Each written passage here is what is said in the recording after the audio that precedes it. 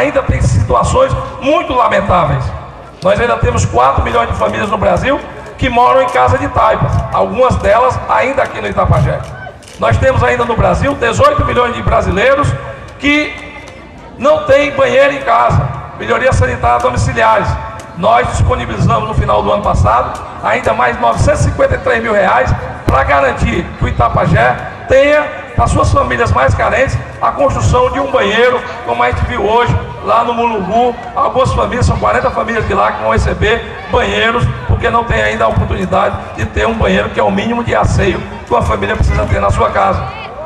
Além de tudo isso, como aqui foi colocado, quando a gente era criança aqui no Itapajé, o Itapajé era a 8ª economia do estado do Ceará. Era o 8º município que mais arrecadava ICMS.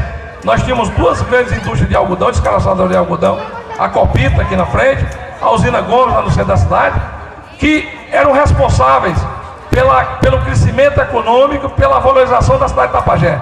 Só para você ter uma ideia de dimensão, o Itapajé naquela época arrecadava mais impostos do que a cidade da Itapoca.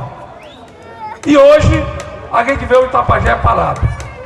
Se não fosse a Paquetá e não fosse agora a escola profissionalizante, e fruto do trabalho do Zezinho Albuquerque, nós estávamos totalmente, aí é que a desgraça estava grande. Por quê? Porque o Itapajé precisa compreender as suas oportunidades e se assegurar elas. É esse momento político agora que está sendo colocado que a gente precisa fazer esse debate. O debate de saber o que estava certo para dar continuidade e o que estava errado para que precisa ser mudado. E nós temos a experiência com relação a isso, porque nós vimos as oportunidades, tivemos alguns momentos de bonança e precisamos retomar o desenvolvimento econômico e social da nossa cidade. Então a escola profissionalizante é um passo muito importante. Eu estive lá, tive a oportunidade de fazer um debate com 300 alunos lá na escola. E a gente vê o nível e o interesse daquela juventude em fazer essa cidade voltar a crescer. Lá nós temos um curso de turismo. E o que é que nós temos aqui para oferecer de oportunidade econômica para esses que estão se formando em turismo? Nós temos a Pedra do Frade, que continua a mesma há 200 anos. Precisamos criar um complexo turístico na Pedra do Frade.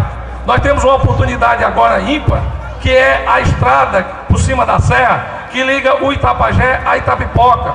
Pode transformar a serra aqui nossa num polo de desenvolvimento imobiliário, como foi transformada a Guaramiranga no maciço do Baturité. E nós temos aqui a estrada hoje, só que a gente precisa criar os equipamentos de infraestrutura turística capazes de viabilizar um projeto como esse para gerar renda e emprego aqui em cima da serra, além do escoamento da produção, porque ainda pecamos problemas que eram da nossa infância, da nossa juventude e dos nossos antepassados. É inadmissível que ainda hoje, no que a gente sabe que o Itapajé produz uma das melhores bananas do mundo, em período chuvoso, a produção da banana fica em cima da serra e não tem por onde escoar, porque não tem estrada para dar vazão à produção agrícola lá de cima da serra. Nós precisamos criar essas veias, né, que são as estradas vicinais de qualidade, para garantir que essa produção agrícola seja desovada e gere riqueza para esses trabalhadores, esses produtores rurais e, na sua grande maioria, pequenos produtores. Precisamos oportunizar o comércio local, que já foi muito mais pujante. Cresceu agora com a expansão do Bolsa Família, cresceu agora com a valorização do salário mínimo, cresceu. O salário mínimo, quando o Lula começou a presidência da República, era equivalente a apenas 163 dólares. Hoje o salário mínimo no Brasil é equivalente a quase 400 dólares. Significa dizer que hoje, com o salário mínimo, e os aposentados sabem muito bem disso, se compra muito mais do que se comprava 6, 8 anos atrás. Mas a gente precisa também saber que essas oportunidades precisam ter continuidade. E a decisão delas continuarem é na opção política que se toma. E agora o dia 3 de outubro se avizinha. E eu vim aqui para pedir um voto. Se eu viesse aqui para conversar e não pedir o voto, eu estava ou enganando a vocês ou enganando a mim. E como eu não sou de enganar ninguém, eu vim aqui para pedir o voto. Eu acho que a gente adquiriu uma experiência que é positiva nos últimos 7 anos, ao lado do governo do presidente Lula, na companhia dos seus ministros, na companhia da ministra Dilma Rousseff, que era a nossa coordenadora de governo, ela que coordenava as ações dentro do governo do presidente Lula, é uma mulher de fibra, uma mulher preparada, uma mulher pronta para o debate, para o embate, tecnicamente capacitada, que inclusive é uma mulher forte.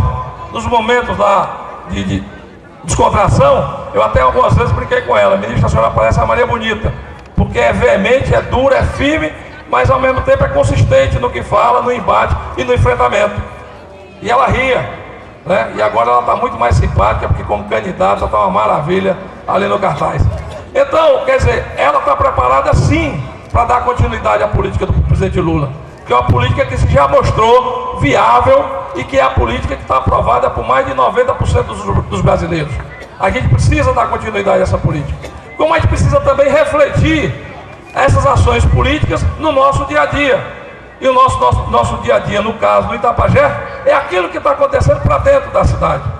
Nós precisamos acabar com a morosidade das decisões políticas internas, precisamos viabilizar, e aí precisamos do apoio de todas as lideranças políticas para dar celeridade a esses recursos que já estão colocados à disposição do Itapajé e que até agora não foram transformados em obras, porque o que dá prazer ao homem público, o que dá vontade de gerir publicamente as coisas, é exatamente você entregar os equipamentos públicos para a população que dele precisa.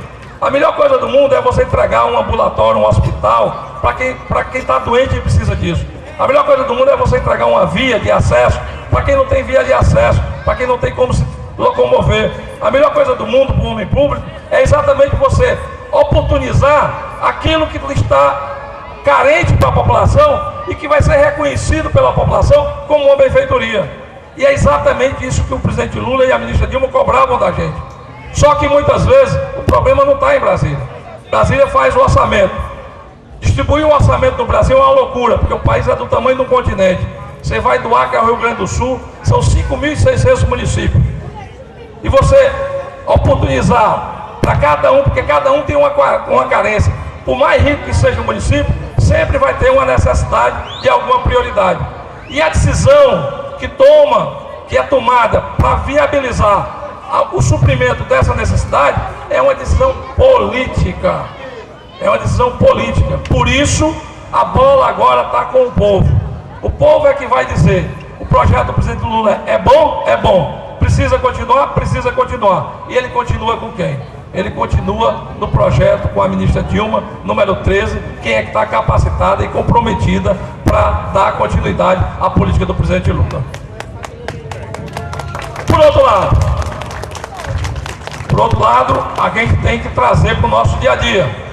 E no nosso dia a dia são as coisas que acontecem na nossa cidade, no nosso bairro, na nossa rua, na nossa escola. Se o deputado Zezinho Albuquerque, com todo esse legado que ele tem deixado para a nossa cidade, tem demonstrado compromisso com a nossa cidade, como é visível, tem viabilizado ações concretas de benfeitorias para o nosso povo, que é visível, nós devemos continuar apoiando o deputado Zezinho Albuquerque 40444, porque ele faz bem para o município do Itapajé. Todo mundo sabe que aqui no Itapajé tem mais 2 candidatos a deputados estaduais que também me apoiam, mas o compromisso do LU, que está inaugurando esse comitê hoje, é com o Zezinho Albuquerque. E o Zezinho Albuquerque tem um histórico que é bom para a nossa cidade. Então a nossa cidade deve continuar apostando no trabalho e no compromisso do Zezinho Albuquerque. Eu conheço essa terra, essa cidade há muito tempo. Há 51 anos eu conheço o Itapajé, porque eu sou daqui. Sei e compreendo as necessidades e as carências que o nosso Itapajé tem.